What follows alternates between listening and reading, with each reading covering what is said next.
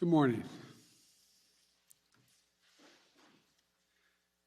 Today, I'm pleased to announce that after months of tough and thoughtful negotiations, I know we have a historic economic framework. It's a framework that will create millions of jobs, grow the economy, invest in our nation and our people, turn the climate crisis into an opportunity and put us on a path not only to compete, but to win the economic competition for the 21st century against China and every other major country in the world. It's fiscally responsible. It's fully paid for. 17 Nobel Prize winners in economics have said it will lower the inflationary pressures on the economy. And over the next 10 years, it will not add to the deficit at all. It will actually reduce the deficit, according to economists. I want to thank my colleagues in the Congress for their leadership. We spent hours and hours and hours over months and months working on this. No one got everything they wanted, including me. But that's what compromise is. That's consensus. And that's what I ran on. I've long said compromise and consensus are the only way to get big things done in a democracy, important things done for the country. I know it's hard. I know how deeply people feel about the things that they fight for. But this framework includes historic investments in our nation and in our people. Any single element of this framework would fundamentally be viewed as a fundamental change in America. Taken together, they're truly consequential. I'll have more to say after I return from the critical meetings in Europe this week. But for now, let me lay out a few points. First, we face, and I apologize for saying this again, we face an inflection point as a nation. For most of the 20th century, we led the world by a significant margin because we invested in our people, not only in our roads and our highways and our bridges, but in our people and our families. We didn't just build an interstate highway system, we built a highway to the sky. We invested to win the space race, and we won. We're also among the first to provide access to free education for all Americans, beginning back in the late 1800s. That decision alone to invest in our children and their families was a major part of why we were able to lead the world for much of the 20th century. But somewhere along the way, we stopped investing in ourselves, investing in our people. America is still the largest economy in the world. We still have the most productive workers and the most innovative minds in the world. But we've risked losing our edge as a nation. Our infrastructure used to be rated the best in the world. Today, according to the World Economic Forum, we ranked 13th in the world. We used to lead the world in educational achievement. Now the Organization for Economic Cooperation and Development ranks America 35th out of the 37 major countries when it comes to investing in early childhood education and care. And we know how our children start impacts significantly on how they'll finish. We can't be competitive in the 21st century global economy if we continue this slide. That's why I've said all along, we need to build America from the bottom up and the middle out, not from the top down, with the trickle-down economics that's always failed us. I can't think of a single time when the middle class has done well that the wealthy haven't done very well. I think of many times, including now, when the wealthy, the super wealthy, do very well, and the middle class don't do well. That's why I propose the investments Congress is now considering in two critical pieces of legislation. Positions I ran on as president, positions I announced when I laid out in a joint session of Congress what my economic agenda was. These are not about left versus right, or moderate versus progressive, or anything else that pits Americans against one another. This is about competitiveness versus complacency. Competitiveness versus complacency. It's about expanding opportunity, not opportunity denied. It's about leading the world or letting the world pass us by. Today, with my Democratic colleagues, we have a framework for my Build Back Better initiative. And here's how it will fundamentally change the lives of millions of people for the better. Millions of you are in the so-called sandwich generation, who feel financially squeezed by raising a child and caring for an aging parent. About 820,000 seniors in America and people with disabilities have applied for Medicaid, and they're on a waiting list right now to get home care. They need some help. They don't have to be kicked out of their homes, but they need a little help getting around, having their meals made occasionally for them. They don't want to put them in nursing homes, not because of the cost, but because it's a matter of dignity. They want to stay in their homes. But it's hard. You're just looking for an answer so your parents can keep living independently with dignity. For millions of families in America, this issue is the most important issue they're facing. It's personal. So here's what we're going to do. We're going to expand services for seniors so families can get help from well-trained, well-paid professionals to help them take care of their parents at home, to cook meals for them, to get their groceries for them, to help them get around, to help them live in their own home with the dignity they deserve to be afforded. Quite frankly, what we found is that this is more popular or as popular as anything else we're proposing because the American people understand the need. It's a matter of dignity and pride for our parents. 30 years ago, we ranked number 7 among the advanced economies in the world as a share of women working. You know where we are today? We ranked 23rd. 23rd. 7 to 23. Once again, our competitors are investing, and we're standing still. Today, there are nearly 2 million women in America not working today simply because they can't afford child care. Typical family spends about $11,000 a year on child care. Some states, it's $14,500 a year per child. We're going to make sure nearly all families earning less than $300,000 a year will pay no more than 7% of their income for child care. And for a family making $100,000 a year, that will save them more than $5,000 in child care. This is a fundamental game changer for families and for our economy, as more parents, especially women, can get back to work and work in the workforce. I'm looking at a lot of significant press people in front of me. A lot of them are working mothers.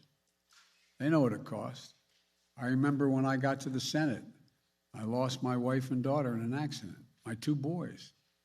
I started commuting 250 miles a day because I had my mom and my dad and my brother and my sister to help me take care of my kids because I couldn't afford child care, and I was getting a serious salary, $42,000 a year. We've also extended the historic middle-class tax cut. That's what I call it, middle-class tax cut for parents. That is the expanded child tax credit we passed through the American Rescue Plan. What that means is, for folks at home, they're getting $300 a month for every child under the age of 6, $250 for every child under the age of 18. We're extending that for another year. The money is already a life changer for so many working families. This will help cut child poverty in half this year, according to experts. But that's not all it does. It changes the whole dynamic for working parents. In the past, if you paid taxes and had a good income, you could deduct under the tax code $2,000 per child from the taxes you owed.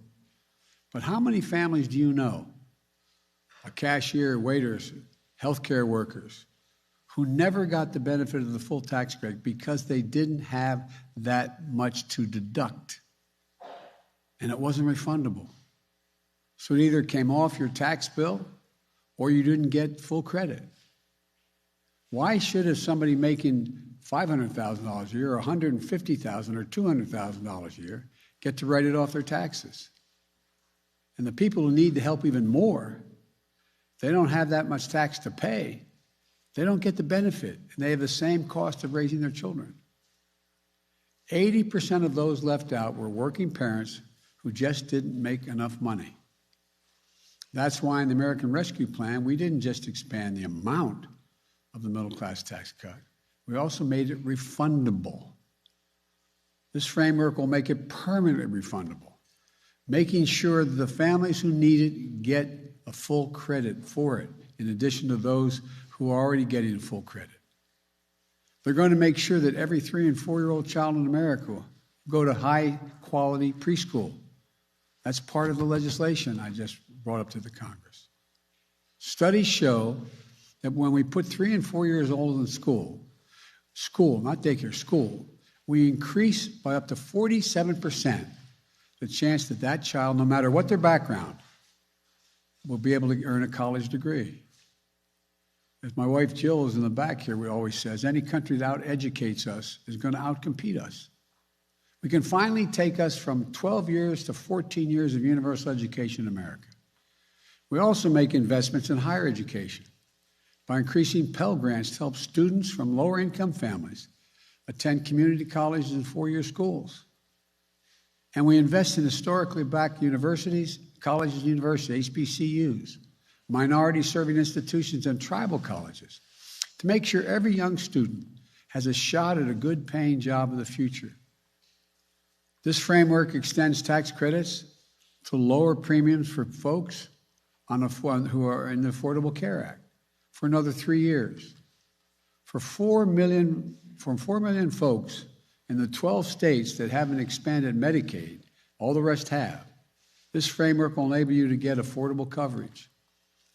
And Medicare will now cover the cost of hearing aids and hearing checkups. This framework also makes the most significant investment to deal with the climate crisis ever happened, beyond any other advanced nation in the world. Over 1 billion metric tons of emission reductions, at least 10 times bigger on climate than any bill that has ever passed before, and enough to position us for a 50 to 52% emission reductions by the year 2030. And we'll do it in ways that grow the domestic industries, create good-paying union jobs, address long-standing environmental injustices as well. Tax credit to help people do things like weatherize their homes so they use less energy, install solar panels and develop clean energy products, and help business produce more clean energy. And when paired with the bipartisan infrastructure bill, we will truly transform this nation. Historic investments in passenger rail. I know everybody says, oh, Biden's a rail guy. That's true. But passenger rail and freight rail and public transit, it's going to make take hundreds of thousands of vehicles off the road, saving millions of barrels of oil. Everybody knows, all the studies show, if you can get from point A to point B on electric rail, you won't drive your car. You'll take the rail service. We also learned that in most major cities in America, minority populations, the jobs they used to have in town, they're now out of town. Roughly 60% of the folks, they don't have vehicles, so they need to have a means to get out of town, to their jobs, to be on time. This will do that, like it did for Detroit. 95% of the 840,000 school buses in America run on diesel. Every day, more than 25 million children and thousands of bus drivers breathe polluted air on the way to and from school from the diesel exhaust. We're going to replace thousands of these with electric school buses that have big batteries underneath and that are good for the climate. I went down to one of the manufacturing facilities, saw them, got in one, drive them. They do not expend any. They not expend any pollution into the air. We'll build out the first ever national network of 500,000 electric vehicle charging stations all across the country. So when you buy an electric vehicle, and you get credit for buying it, you buy an electric vehicle, you can go all the way across America on a single tank of gas, figuratively speaking. It's not gas. You plug it in.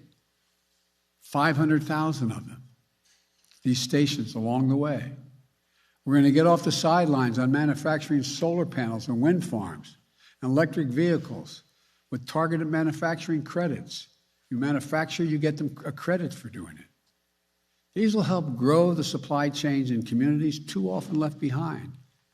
And we're going to reward countries for paying good wages, for companies, I should say, for good wages and for sourcing their materials from here in the United States. That means tens of millions of panels and turbines, doubling the number of electric vehicles we have on the road within just 3 years. We'll be able to sell and export these products and technologies to the rest of the world and creating thousands more jobs because we are once again going to be the innovators. We'll also make historic investments in environmental cleanup and remediation. That means putting people to work in good-paying jobs at prevailing wage, capping hundreds of thousands of abandoned wells and gas wells, oil and gas wells, that need to be capped because they are leaking things that hurt the air. Putting a stop to the methane leaks in the pipelines, protecting the health of our communities. It's a big deal. And we'll build up our resilience for the next superstorm, drought, wildfires, and hurricanes that represent a blinking code red for America and the world.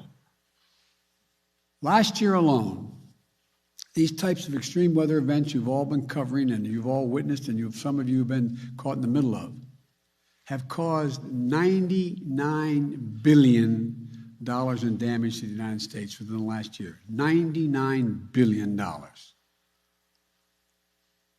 We're not spending any money to deal with this? It's costing us significantly.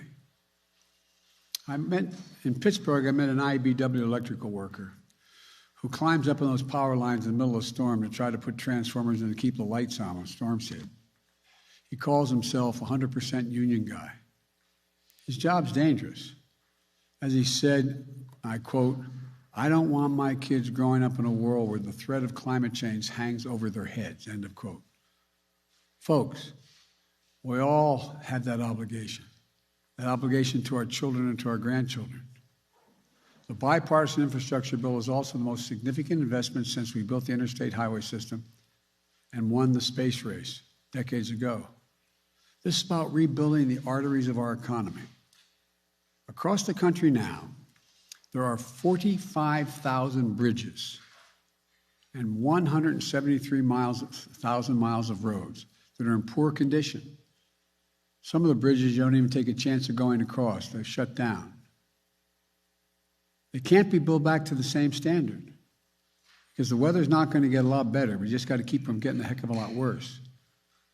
We have to build back better and stronger.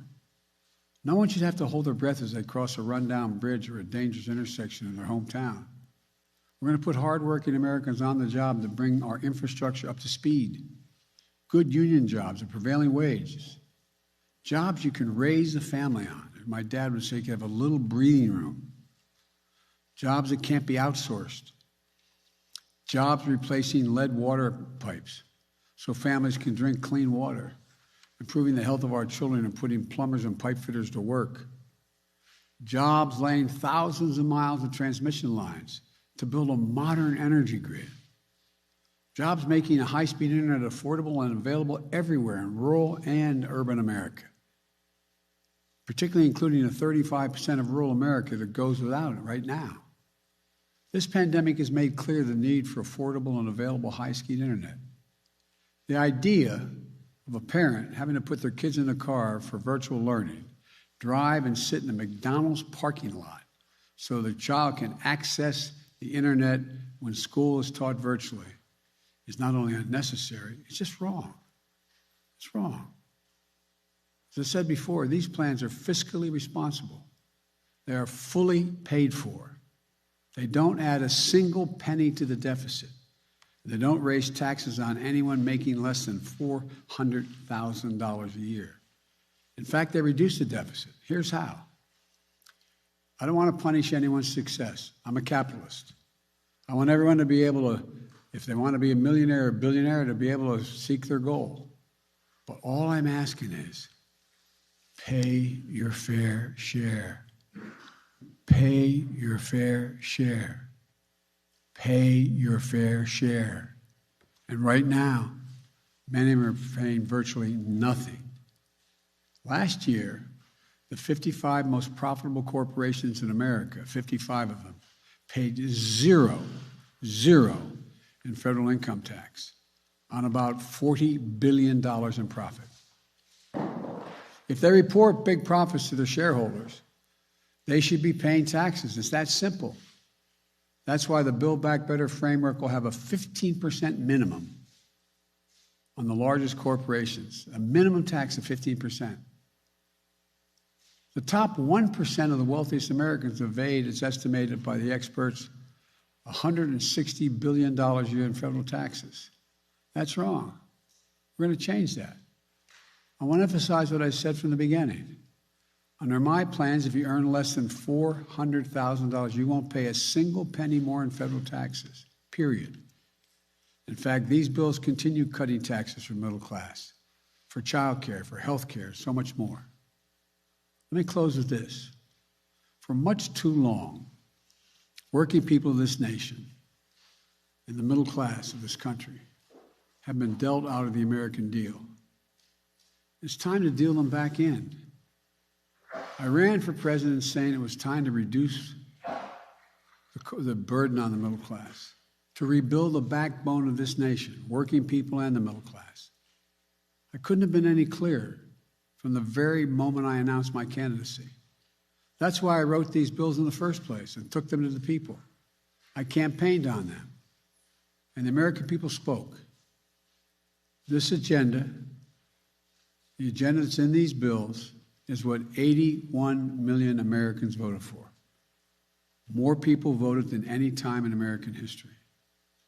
That's what they voted for. Their voices deserve to be heard, not denied, or worse, ignored. Because here's what I know. If we make these investments, there will be no stopping the American people or America. We will own the future. I've long said it's never been a good bet to bet against the American people. I've said that to foreign leaders as well as everyone here in this country, which means it's always a good bet to bet on the American people. Just give them half a chance. And that's what we're doing. That's what these plans do. They're about betting on America, about believing in America, about believing in the capacity of the American people. If you look at the history of the journey of this nation, what becomes crystal clear is this. I'll say it again. Given half a chance, the American people have never, ever, ever, ever let the country down. So let's get this done. God bless you all, and may God protect your troops, and I'll see you in Italy and in Scotland. Thank you. Manchin and Sinema agreed to this. Are you relying on? Do you have a firm commitment from Senator Sinema and Senator Manchin?